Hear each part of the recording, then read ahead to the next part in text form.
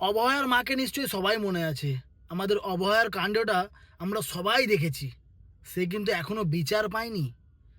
তাই তার মা এইবারে বিজেপির প্রার্থী হয়ে পানিহাটি থেকে দাঁড়িয়েছে।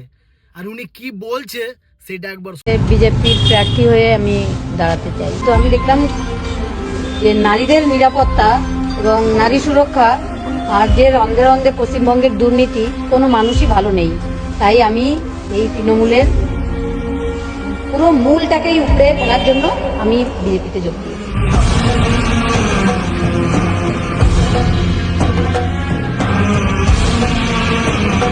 ভিডিওটা দেখার পর কিছু বলার নেই, বাট একটাই কথা শুধু বলবো তোমাদেরকে, তিনি এখনো বিচার পাননি তার মেয়ের।